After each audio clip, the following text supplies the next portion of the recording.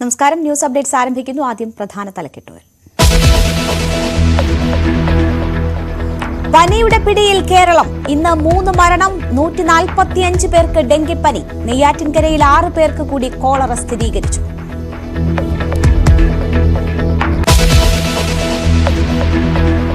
വിഴിഞ്ഞത്ത് സ്വപ്ന സാഫല്യം. നങ്കൂരമിട്ട ആദ്യ മദർഷിപ്പ്. സ്വീകരണം വാട്ടർ സല്യൂട്ടോടെ.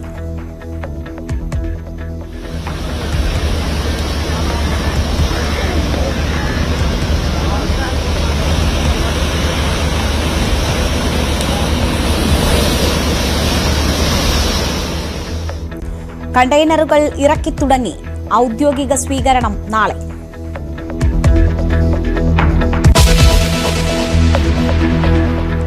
സ്വപ്നം തീരമണയുന്നുവെന്ന് മുഖ്യമന്ത്രി.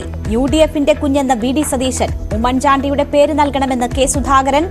ലോക തുറമുഖ ഭൂപടത്തിൽ കേരളം ഇടം പിടിക്കുമെന്ന് തുറമുഖ വിദഗ്ധൻ സതീഷ് ഗോപി.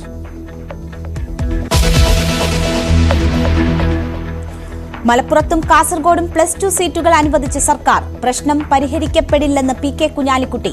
വൈകിയെത്തുന്ന നീതിയും അനീതിയെന്ന് MSF. വിദ്യാർത്ഥി കുടിയേറ്റത്തിൽ കൊമ്പുകോർത്ത് മന്ത്രിമാരും VD സതീശനും. തിരുത്തുന്നത് നല്ലതാണ്, തിരുത്തുന്നത് എല്ലാവർക്കും ഗുണമാണല്ലോ സാർ. അദ്ദേഹവും അത് തയ്യാറാവേണ്ടതുണ്ട് എന്ന് അദ്ദേഹത്തിന്റെ അഭാവത്തിൽ പറയേണ്ടി വന്നതിൽ എനിക്ക് ഖേദമുണ്ട്. അദ്ദേഹം എനിക്ക് പറയണമെന്നാണ് ആഗ്രഹിച്ചത്. ആ ചാപ്പ എന്റെ മീതെ കുത്തണ്ട, അത് അവിടെ തന്നെ ഇരുന്നോട്ടെ. അവിടെ കുത്തിയിരിക്കുന്ന ചാപ്പ രക്ഷാപ്രവർത്തനം നടത്താൻ എന്റെ അടുത്ത് വേണ്ട. പാർലമെന്ററി കാര്യ മന്ത്രി അല്ല സ്പീക്കർ, അദ്ദേഹം മുൻ സ്പീക്കറാണ്. അദ്ദേഹം കുറച്ച് ദിവസമായിട്ട് സ്പീക്കറാകാൻ ശ്രമിക്കുക.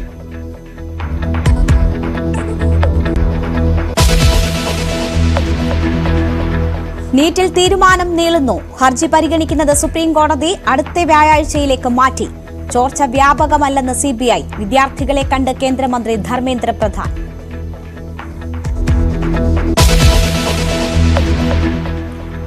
വാഹന നികുതി വെട്ടിപ്പ് കേസിൽ സുരേഷ് ഗോപി ഹൈക്കോടതിയിൽ. വിടുതൽ ഹർജി തള്ളിയ മജിസ്ട്രേറ്റ് കോടതി ഉത്തരവ് റദ്ദാക്കണമെന്നാവശ്യം.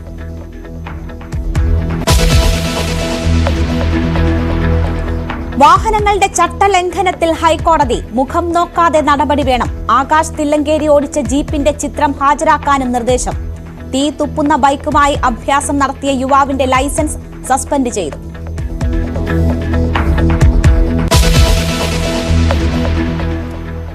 പാലക്കാട് വനം വകുപ്പ് ഉദ്യോഗസ്ഥനെ ആക്രമിച്ച് കാട്ടാന. ഫോറസ്റ്റ് ഓഫീസർക്ക് കുത്തേറ്റു. ആക്രമണം കോട്ടോപ്പാടം കരടിയോട് ഭാഗത്ത് വെച്ച്. ഉദ്യോഗസ്ഥൻ ചികിത്സയിൽ.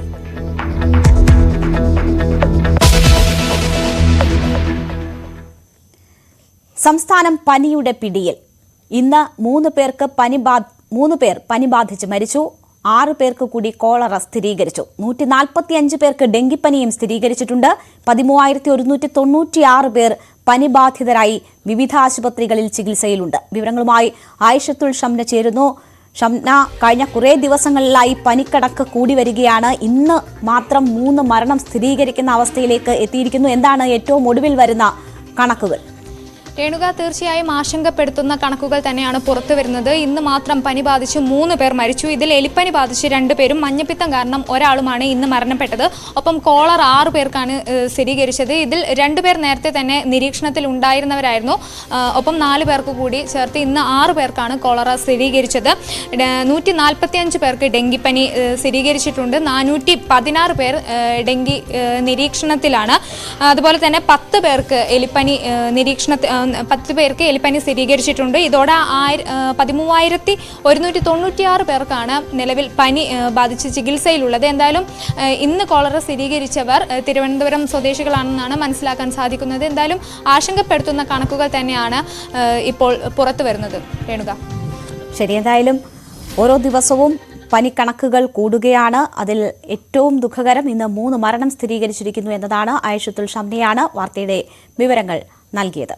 കോഴിക്കോടിന് പിന്നാലെ അമീബിക് മസ്തിഷ്ക ജ്വരം സ്ഥിരീകരിച്ചതോടെ തൃശൂരിലും കനത്ത ജാഗ്രതാ നിർദ്ദേശം. തൃശൂർ പാടൂർ സ്വദേശിയായ 7ാം ക്ലാസ്സുകാരനാണ് രോഗം സ്ഥിരീകരിച്ചത്. കുട്ടിക്ക് എറണാകുളത്തെ സ്വകാര്യ ആശുപത്രിയിൽ പ്രവേശിപ്പിച്ചിരിക്കുകയാണ്. ഇപ്പോൾ ആരോഗ്യനില തൃപ്തികരമാണ്.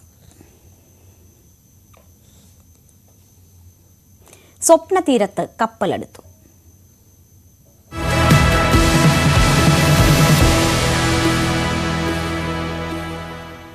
സംസ്ഥാനത്തിന്റെ വികസന സ്വപ്നമായ വിഴിഞ്ഞം രാജ്യാന്തര തുറമുഖത്ത് ആദ്യ മദർഷിപ്പ് നങ്കൂരമിട്ടു.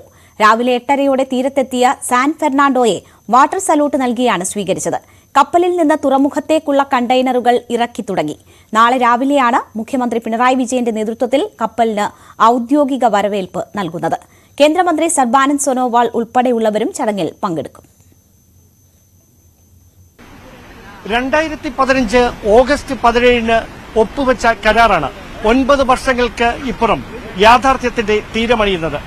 ചൈനയിലെ സിയാൻമെൻ തുറമുഖത്ത് നിന്ന് പുറപ്പെട്ട സാൻ ഫെർണാണ്ടോ എന്ന അമ്മക്കപ്പലാണ് ഇന്നലെ അർദ്ധരാത്രിയോടെ വിഴിഞ്ഞം രാജ്യാന്തര തുറമുഖത്തിന് 10 നോട്ടിക്കൽ മൈൽ അകലത്തിൽ വെച്ച് വിഴിഞ്ഞം മറൈൻ മേധാവി തുഷാർ കനകന്റെ നേതൃത്വത്തിലുള്ള സംഘം നിയന്ത്രണം ഏറ്റെടുത്ത് വിഴിഞ്ഞം തീരത്തേക്ക് അടുപ്പിച്ചത്. രാവിലെ 9:30 ബർത്തിംഗ് നടപടികളുടെ ഭാഗമായി പുലിമുട്ടിന് സമീപത്തേക്ക് കപ്പൽ എത്തിച്ചത്. തുടർന്ന് മൂറിംഗ് റോപ്പ് എന്ന സാങ്കേതിക സംവിധാനം ഉപയോഗിച്ചുകൊണ്ട് വലിയ വടം കെട്ടി കപ്പലിനെ ബർത്തിലേക്ക് അടുപ്പിക്കുകയായിരുന്നു. ഔദ്യോഗികമായ നടപടിക്രമങ്ങൾ പൂർത്തിയാക്കി 11:30 കണ്ടെയ്നറുകൾ ബർത്തിലേക്ക് ഇറക്കി വെക്കുന്ന നടപടികൾക്ക് തുടക്കം കുറിച്ചത്. തുടർന്ന് ഷിപ്പ് ടു ഷോർ ക്രെയിനുകൾ ഉപയോഗിച്ചുകൊണ്ടാണ് 2000 കണ്ടെയ്നറുകൾ അടങ്ങുന്ന വലിയ ചരക്ക് കപ്പലിൽ നിന്ന് ആദ്യ കണ്ടെയ്നറുകൾ ബർത്തിലേക്ക് ഇറക്കി വെക്കുന്ന നടപടിക്രമങ്ങൾ ആരംഭിച്ചത്. ഔദ്യോഗികമായ ഉദ്ഘാടനം നാളെയാണ് നടക്കുന്നതെങ്കിലും 30 മണിക്കൂറിനകം കണ്ടെയ്നറുകൾ മുഴുവൻ ഇവിടെ ഇറക്കി വെച്ചതിന് ശേഷം ചരക്ക് കപ്പൽ മറ്റ് ചില കണ്ടെയ്നറുകളുമായി അമേരിക്കയിലേക്ക് പോകും എന്നാണ് അദാനി ഗ്രൂപ്പ് വ്യക്തമാക്കിയിരിക്കുന്ന വിവരം. വിഴിഞ്ഞം തീരത്ത് പ്രതീക്ഷകൾ ഇന്ന് പുലർച്ചെ തീരമണിഞ്ഞപ്പോൾ അത് കേരളത്തിന് മുമ്പിൽ വികസനത്തിന്റെ പുതിയൊരു വാതായനമായി തുറക്കപ്പെടുകയാണ്. അതുകൊണ്ട് തന്നെയാണ് കക്ഷി രാഷ്ട്രീയങ്ങൾക്ക് അതീതമായി വിഴിഞ്ഞം എന്ന സ്വപ്നം യാഥാർത്ഥ്യമാകുന്നതിനു വേണ്ടി പതിറ്റാണ്ടുകളായി ഒരുമിച്ച് പ്രയത്നിച്ച എല്ലാവരും ഈ നിമിഷം അഭിമാനപൂർവ്വം ഓർത്തെടുക്കുന്നതും. ക്യാമറമാൻ സന്തോഷ് കാരക്കോണത്തിനൊപ്പം ഡാൻ കുര്യൻ, ന്യൂസ് 18. ഒരേ സമയം 5 മദർഷിപ്പുകൾക്ക് നങ്കൂരമിടാൻ കഴിയുന്ന ശേഷിയിലേക്ക് വിഴിഞ്ഞം തുറമുഖം മാറുന്നതോടെ ലോക തുറമുഖ ഭൂപടത്തിലാണ് കേരളം ഇടം പിടിക്കാൻ പോകുന്നതെന്ന് തുറമുഖ വിദഗ്ധൻ സതീഷ് ഗോപി. വല്ലാർപാടം കണ്ടെയ്നർ ടെർമിനൽ വലിയ സാമ്പത്തിക നേട്ടത്തിന് കാരണമാകാതിരുന്നത് മദർഷിപ്പുകൾക്ക് തീരമണയാനുള്ള തടസ്സങ്ങളാണ്. തുടർച്ചയായി ഡ്രഡ്ജിംഗ് നടത്തേണ്ടതും വെല്ലുവിളിയായി. അതേസമയം വിഴിഞ്ഞത്തിന്റെ സാധ്യത വർദ്ധിപ്പിക്കുന്നത് പ്രകൃതിദത്തമായ സ്വാഭാവിക ആഴമാണെന്ന് അദ്ദേഹം പറഞ്ഞു. ഏതാണ്ട് 3.5 പതിറ്റാണ്ടിന്റെ സ്വപ്നം യാഥാർത്ഥ്യമാകുകയാണ് നമുക്ക് അപ്പുറത്ത്.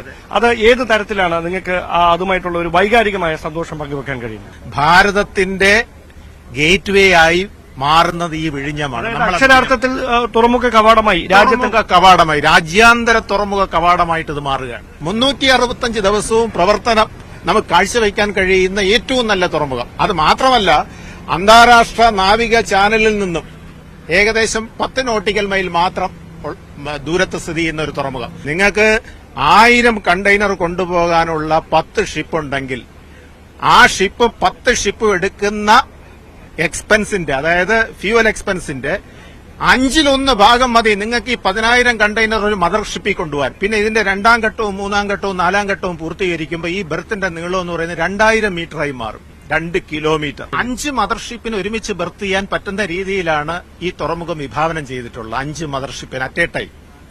ചെറു കപ്പലുകളാണെങ്കിൽ അതിന്റെ എണ്ണം കൂടും. ഇപ്പൊ 4 മദർഷിപ്പ് എന്തായിരുന്നാലും ഫ്രീ ആയിട്ട് നിൽക്കാൻ വെക്കും. ഒരു 400 മീറ്റർ സ്പേസ് നമുക്ക് കൊടുക്കണം. 400 മീറ്ററോളം വരുന്ന വലിയ മദർഷിപ്പുകളുണ്ട്. ഈ വന്ന ഷിപ്പും അത്ര വലിയ ഹ്യൂജ് ആയിട്ടുള്ള മദർഷിപ്പ് അല്ല, പക്ഷെ ഒരു മദർഷിപ്പാണ്. 8000 കണ്ടെയ്നറിന് മോളി കയറ്റുന്നതല്ല നമ്മുടെ ഭാഷയിൽ മദർഷിപ്പ് എന്നാ പറയുന്നത്. അപ്പൊ ഇതൊരു മദർഷിപ്പാണ് ഇവിടെ വന്നത്. ആദ്യമായിട്ട് വിഴിഞ്ഞ തുറമുഖത്തിന് ഒരു മദർഷിപ്പ് വന്നിരിക്കുന്നു. അത് തന്നെ ഒരു ചരിത്ര മുഹൂർത്തമല്ലേ. ഉമ്മൻചാണ്ടി എന്ന മുഖ്യമന്ത്രിയുടെ ഇച്ഛാശക്തിയുടെ പ്രതീകമാണ് വിഴിഞ്ഞം തുറമുഖമെന്ന് വി.ഡി. സതീശൻ. വിഴിഞ്ഞം 6000 കോടിയുടെ റിയൽ എസ്റ്റേറ്റ് അഴിമതിയാണ് എന്ന് പറഞ്ഞയാളാണ് ഇന്നത്തെ മുഖ്യമന്ത്രി പിണറായി വിജയൻ. കടൽക്കൊള്ള എന്നെഴുതിയത് CPM മുഖപത്രമായ ദേശാഭിമാനിയാണ്. അന്ന് ഉമ്മൻചാണ്ടിയെയും UDF-നെയും അപഹസിച്ചവർ ഇന്ന് വിഴിഞ്ഞം പദ്ധതിയുടെ ക്രെഡിറ്റ് എടുക്കുന്നു. ഓർമ്മകളെ ആട്ടിപ്പായിക്കുന്നവരും മറവി അനുഗ്രഹമാക്കിയവരുമുണ്ടെന്നും പ്രതിപക്ഷ നേതാവ് കുറ്റപ്പെടുത്തി. വിഴിഞ്ഞം തുറമുഖത്തിന് ഉമ്മൻചാണ്ടിയുടെ പേര് നൽകണമെന്നാണ് കെ. സുധാകരൻ ആവശ്യപ്പെട്ടത്. മുൻ മുഖ്യമന്ത്രി ഉമ്മൻചാണ്ടിയുടെ നിശ്ചയദാർഢ്യം കൊണ്ട് മാത്രമാണ് വിഴിഞ്ഞം തുറമുഖ പദ്ധതി യാഥാർത്ഥ്യമായത്. എന്നാൽ അത് പിണറായി സർക്കാർ മനഃപൂർവ്വം തമസ്കരിക്കുകയാണ്.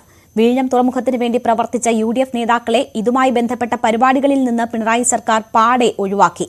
വിഴിഞ്ഞത്ത് ചരക്ക് കപ്പലിന് സ്വീകരണം നൽകുന്ന ചടങ്ങിലേക്ക് പ്രതിപക്ഷ നേതാവിനെ ക്ഷണിക്കാത്തത് മാന്യതയില്ലാത്ത നടപടിയാണെന്നും കെ. സുധാകരൻ ചൂണ്ടിക്കാട്ടി. പുതുച്ചേരി വാഹന രജിസ്ട്രേഷൻ വഴി നികുതി വെട്ടിച്ചെന്ന കേസിൽ ഹൈക്കോടതിയെ സമീപിച്ച് സുരേഷ് ഗോപി. വിടുതൽ ഹർജി തള്ളിയ മജിസ്ട്രേറ്റ് കോടതി ഉത്തരവിനെതിരെയാണ് ഹൈക്കോടതിയിൽ അപ്പീൽ നൽകിയത്. എറണാകുളം മജിസ്ട്രേറ്റ് കോടതിയുടെ ഉത്തരവ് റദ്ദാക്കണമെന്നാണ് സുരേഷ് ഗോപിയുടെ ആവശ്യം. +1 സീറ്റ് പ്രതിസന്ധി പരിഹരിക്കാൻ താൽക്കാലിക ബാച്ചുകൾ അനുവദിച്ച സർക്കാർ. നിയമസഭയിൽ മന്ത്രി വി ശിവൻകുട്ടിയാണ് ഇക്കാര്യം അറിയിച്ചത്. മലപ്പുറത്ത് 120 അധിക ബാച്ചുകളും കാസർഗോഡ് 18 അധിക ബാച്ചുകളുമാണ് അനുവദിച്ചത്. എന്നാൽ താൽക്കാലിക ബാച്ച് അനുവദിച്ചതിലൂടെ പ്രശ്നത്തിന് പരിഹാരമാകില്ലെന്ന് പി കെ കുഞ്ഞാലിക്കുട്ടി പറഞ്ഞു. മലപ്പുറം ജില്ലയിലെ 74 സർക്കാർ സ്കൂളുകളിലായി 120 ഹയർ സെക്കൻഡറി താൽക്കാലിക ബാച്ചുകൾ അനുവദിക്കാവുന്നതാണ്. കാസർഗോഡ് ജില്ലയിൽ 18 സർക്കാർ സ്കൂളുകളിലായി 18 ബാച്ചുകൾ താൽക്കാലികമായി അനുവദിക്കാവുന്നതാണ്. ഇനി പറയും പ്രകാരം താൽക്കാലിക ബാച്ചുകൾ അനുവദിക്കുന്നത് ഉചിതമാണെന്ന് പൊതുവിദ്യാഭ്യാസ ഡയറക്ടർ റിപ്പോർട്ട് ചെയ്തിട്ടുണ്ട്. ഇത് പരിഹാരമാവില്ല. കാരണം എന്താ വെച്ചാൽ സർക്കാർ സ്കൂളിലേ ഉള്ളത് നിൽക്കട്ടെ, സർക്കാർ സ്കൂളിലെങ്കിലും സർക്കാർ സ്കൂളിൽ. പക്ഷെ പാലക്കാട് പിന്നെ കോഴിക്കോട് വയനാട് എവിടെയും സീറ്റില്ലാണ്ട് ഈ കണക്ക് വെച്ച് ഭയങ്കര പ്രോബ്ലമാണ്. സർക്കാർ പ്രഖ്യാപിച്ച ബാച്ചുകൾ തൃപ്തികരമല്ലെന്ന് MSF. വൈകിയെത്തുന്ന നീതി അനീതിയാണ്. എതിർപ്പുകൾ ഉയർന്നപ്പോൾ കൊടുക്കാവുന്നതിലെ ഏറ്റവും കുറഞ്ഞ പ്രഖ്യാപനമാണ് മന്ത്രി നടത്തിയത്. 138 ബാച്ചുകൾ അനുവദിച്ചു എന്ന് പറയുമ്പോഴും 350-ലധികം ബാച്ച് വേണ്ട മലബാറിൽ പകുതി പോലും നൽകിയില്ല എന്നത് സർക്കാരിന്റെ ചതി തുറന്നു കാണിക്കുന്നതാണെന്നും MSF സംസ്ഥാന പ്രസിഡന്റ് PK നവാസ് പറഞ്ഞു. +1 പ്രവേശനത്തിന് അധിക ബാച്ചുകൾ അനുവദിച്ചതിൽ സർക്കാർ കോഴിക്കോടിനെ തഴഞ്ഞു എന്നാരോപിച്ച് MSF പ്രവർത്തകർ പ്രതിഷേധിച്ചു. RDD ഓഫീസിലേക്ക് തള്ളിക്കയറാൻ ശ്രമിച്ച പ്രവർത്തകരെ പോലീസ് കവാടത്തിൽ തടഞ്ഞു. ഓഫീസ് പടിക്കൽ കുത്തിയിരുന്ന് മുദ്രാവാക്യം വിളിച്ച പ്രവർത്തകരെ പിന്നീട് പോലീസ് ബലം പ്രയോഗിച്ച് നീക്കി.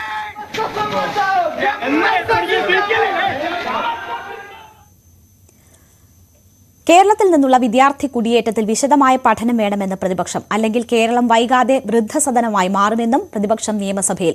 വിദ്യാർത്ഥി കുടിയേറ്റം ആഗോള പ്രതിഭാസമാണെന്നും രാജ്യത്ത് നിന്നുള്ള ആകെ കുടിയേറ്റത്തിന്റെ 4% മാത്രമാണ് കേരളത്തിൽ നിന്നുള്ളതെന്നും ഉന്നത വിദ്യാഭ്യാസ മന്ത്രി R ബിന്ദു അഭിപ്രായപ്പെട്ടു.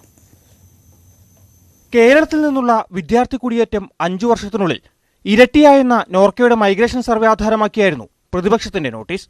കേരളത്തിലെ ഒരു ചെറുപ്പക്കാരന്റെ മാനസികാവസ്ഥ എന്താണെന്ന് ചോദിച്ചാൽ അവൻ നിസ്സംശയം എനിക്ക് പറയാൻ കഴിയും, any country is better than my state എന്നുള്ളതാണ് അവരുടെ ചിന്ത. ഇവിടെ നിന്ന് എങ്ങനെയെങ്കിലും കടന്നുപോയാൽ നമ്മൾ രക്ഷപ്പെടുമെന്ന് ചിന്തിക്കുന്ന ഒരു തലമുറ വളർന്നു വരുന്നത് വളരെ ഭയാനകമായ ഒരു കാര്യമാണ്. അത് നമ്മൾ ചർച്ച ചെയ്യാതിരുന്നിട്ടോ അംഗീകരിക്കാതിരുന്നിട്ടോ കാര്യമില്ല. ഇന്നത്തെ ഒരു തലമുറ ജീവിക്കാൻ ആഗ്രഹിക്കുന്ന ഒരു അന്തരീക്ഷം നമുക്ക് കൊടുക്കാൻ കഴിഞ്ഞിട്ടില്ല എന്നാണ് ഫസ്റ്റ് കാണിക്കുന്നത്. അവരൊരു ലിബറൽ അറ്റ്മോസ്ഫിയറിൽ ജീവിക്കാൻ ആഗ്രഹിക്കുന്നു. കുറച്ചുകൂടി ഫ്രീഡം അനുഭവിച്ചും കുറച്ചുകൂടി കൾച്ചേർഡായിട്ടും കുറച്ചുകൂടി ലിബറലായിട്ടും ഒക്കെ ജീവിക്കാൻ ആ ഒരു അന്തരീക്ഷം നമുക്ക് കൊടുക്കാൻ കഴിയുന്നില്ല. സ്റ്റാർട്ടർ മിഷന്റെ റാങ്കിങ്ങും ഒക്കെ ചൂണ്ടിക്കാട്ടിയായിരുന്നു ഉന്നത വിദ്യാഭ്യാസ മന്ത്രിയുടെ മറുപടി. വിദ്യാർത്ഥി കുടിയേറ്റം തടയാൻ സർക്കാരിന് കഴിയില്ല. മികച്ച ഉന്നത വിദ്യാഭ്യാസ സൗകര്യങ്ങൾ കേരളത്തിലുണ്ട്, അത് വർദ്ധിപ്പിക്കും. മഹാത്മാഗാന്ധി മുതൽ പാണക്കാട് തങ്ങൾ വരെ വിദേശത്ത് പോയല്ലേ പഠിച്ചതെന്നും ഉന്നത വിദ്യാഭ്യാസ മന്ത്രിയുടെ ചോദ്യം. ഇപ്പോ വിദ്യാർത്ഥികളെ വിദേശത്തേക്ക് പോകുന്നത് തടയുന്നതിന് പൂർണ്ണമായും തടയുന്നതിന് സർക്കാർ തയ്യാറല്ല. ഉന്നത വിദ്യാഭ്യാസത്തിനുള്ള സൗകര്യം കേരളത്തിൽ ഒട്ടും കുറവല്ല. രാഷ്ട്രപിതാവ് മഹാത്മാഗാന്ധി വിദേശത്താണ് പഠിച്ചത്, ലണ്ടനിലാണ് പഠിച്ചത്. നെഹ്റുവും അംബേദ്കറും ലണ്ടനിലാണ് പഠിച്ചത്. VK കൃഷ്ണമേനോൻ ലണ്ടനിലാണ് പഠിച്ചത്. ഇന്ദിരാഗാന്ധി ലണ്ടനിലാണ് പഠിച്ചത്. അതുപോലെ നമ്മുടെ പാണക്കാട് സയ്യിദ് മുഹമ്മദ് അലി ശിഹാബ് തങ്ങൾ കെയ്റോ യൂണിവേഴ്സിറ്റിയിലാണ് പഠിച്ചത്. വിദേശത്ത് പോയാൽ രക്ഷപ്പെടുമെന്ന ചിന്ത വിദ്യാർത്ഥികളിലും കുടുംബങ്ങളിലും ഉണ്ടാകുന്നുണ്ട്. ഇതുണ്ടാക്കുന്ന സാമൂഹിക പ്രത്യാഘാതം ഗുരുതരമാണെന്ന് പ്രതിപക്ഷ നേതാവ്. സർവകലാശാലകളിൽ വൈസ് ചാൻസലർമാരില്ലാത്തത് ഉന്നത വിദ്യാഭ്യാസ രംഗത്തെ ബാധിച്ചെന്നും പ്രതിപക്ഷ നേതാവ്. സർ, കേരളത്തിലെ 10 സർവകലാശാലകളിൽ വൈസ് ചാൻസലർമാരില്ല, ഇൻചാർജ് ഭരണമാണ്. എത്ര കോളേജുകളിലാണ് പ്രിൻസിപ്പൽമാരില്ലായിരുന്നു? ഗവൺമെന്റ് കോളേജുകളിൽ പ്രിൻസിപ്പൽമാരില്ലായിരുന്നു. ഇത് കേരളത്തിന് വലിയ സാമൂഹ്യ സാമ്പത്തിക പ്രത്യാഘാതം ഉണ്ടാക്കുന്ന, കേരളത്തിൻ്റെ ഒരു ക്രീമായിട്ടുള്ള ഒരു പോപ്പുലേഷനെ നഷ്ടപ്പെടുന്ന, കേരളം ഏജ്ഡ് ആയിട്ടുള്ള ഒരാളുകളുടെ സ്ഥലമായി മാറാൻ സാധ്യതയുള്ള അപകടകരമായ ഒരു ട്രെൻഡ് ഉണ്ട്. ഉന്നത വിദ്യാഭ്യാസ മന്ത്രിയുടേത് നിഷേധാത്മക സമീപനമെന്ന് പറഞ്ഞ് പ്രതിപക്ഷം സഭയിൽ നിന്നിറങ്ങിപ്പോയി. ന്യൂസ് 18 തിരുവനന്തപുരം. നിയമസഭയിൽ നിരന്തരം ഏറ്റുമുട്ടി പ്രതിപക്ഷ നേതാവും പാർലമെന്ററി കാര്യമന്ത്രിയും. VD സതീശൻ, MP രാജേഷ് പോരായിരുന്നു. ഈ സമ്മേളന കാലയളവിൽ സഭാതലത്തിലെ പ്രധാന രാഷ്ട്രീയ കാഴ്ച. ഭരണപക്ഷ നീക്കങ്ങളുടെ ചുക്കാൻ MP രാജേഷ് ഏറ്റെടുത്തപ്പോൾ എതിർപക്ഷത്ത് മുന്നണിയിൽ VD സതീശൻ തന്നെയായിരുന്നു. ഇരുപക്ഷങ്ങളും ഇഞ്ചോടിഞ്ച് വിട്ടുകൊടുക്കാൻ തയ്യാറാകാത്തതോടെ സ്പീക്കർ പലപ്പോഴും നിസ്സഹായനായി. ഭരണപ്രതിപക്ഷ ബെഞ്ചുകൾക്കിടയിലെ പാലമായി നിന്ന് സഭാ നടത്തിപ്പ് സുഗമമാക്കുക, ഇതാണ് നിയമസഭയിൽ പാർലമെന്ററി കാര്യമന്ത്രിയുടെ പ്രധാന റോൾ. കേരള രാഷ്ട്രീയത്തിലെ സൗമ്യ സാന്നിധ്യങ്ങളിലൊന്നായ K. രാധാകൃഷ്ണനായിരുന്നു ഈ സമ്മേളന കാലത്തിന് തുടക്കം വരെ പാർലമെന്ററി കാര്യമന്ത്രി. അപൂർവ അവസരങ്ങളിലൊഴികെ ഫ്ലോറിൽ അനാവശ്യ ഇടപെടൽ നടത്താതെയും പ്രതിപക്ഷത്തെ പ്രകോപിപ്പിക്കാതെയും മുന്നോട്ടുപോയ ശൈലിക്കുടമ. പകരക്കാരനായി MP രാജേഷ് വന്നതോടെ ഭരണപക്ഷത്തെ ഫ്ലോർ മാനേജ്മെന്റ് ശൈലി തന്നെ മാറി. ട്രഷറി ബെഞ്ച് കൂടുതൽ ചടുലമായി. പ്രതിപക്ഷ നീക്കങ്ങളെ ചട്ടങ്ങൾ കൊണ്ടും രാഷ്ട്രീയ മുനവച്ച് കുത്തിനോവിച്ചും MP രാജേഷിന്റെ നിരന്തര ഇടപെടലുകൾ.